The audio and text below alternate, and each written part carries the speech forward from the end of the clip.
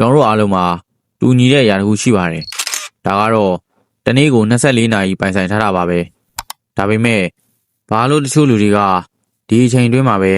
အလုပ်တွေအများကြီးပြီးမြောက်အောင်မြင်ပြီးတော့တချို့ကတော့အမြဲတမ်းအချိန်မလောက်ဘူးလို့ညှိတွားနေရတာလေဒီနေ့ဗီဒီယိုမှာတော့တင်းရဲ့တနေ့တာကိုနှစ်ဆပို့ပြီးတော့အကျိုးရှိစေမဲ့ရိုးရှင်းပြီးထိရောက်တဲ့နီလန်၃ခုကိုပြောပြပေးသွားမှာဖြစ်ပါတယ်ပထမအဆုံးလှုပ်ဝက်ချက်ကတော့အရေးကြီးမှုနဲ့အရေးပေါ်မှုကိုခွဲခြားတဲ့နီလန်ပါကျွန်တော်တို့ဟာအရေးမကြီးတဲ့ဖုန်း notification တွေကိုကြည့်ရင်အချိန်ဖြုံးနေကြပါတယ်အရေးကြီးပြီးအရေးပေါ်တာကိုအရင်လုပ်ပါအရေးကြီးပေမဲ့မစောသေးတာကိုအချိန်သတ်မှတ်ထားပါအရေးမကြီးတာတွေကိုတတ်နိုင်သမျှလျှော့ချပါဒုတိယနီလန်ကတော့အာယုံစူးစိုက်မှုပါပဲကျွန်တော်တို့အုံတော့ဟာအချိန်ကြာကြီးအာယုံစိုက်ဖို့ခက်ခဲပါတယ်ဒါကြောင့်အလုပ်ကို25မိနစ်အပြည့်အဝအာယုံစိုက်ပြီး5မိနစ်အနားယူပါဒီလိုလုပ်ခြင်းက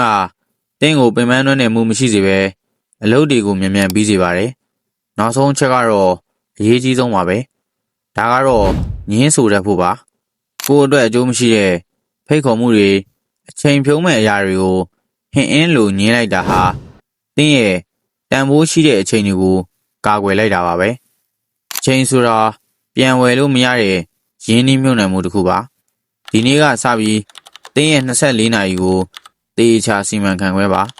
management ကောင်းစွာလုပ်ပါရလကတင်းကိုအံ့ဩသွားစေပါလိမ့်မယ်ဒီဗီဒီယိုလေးကတင်းအတွက်အကျိုးရှိစေမယ်ဆိုရင်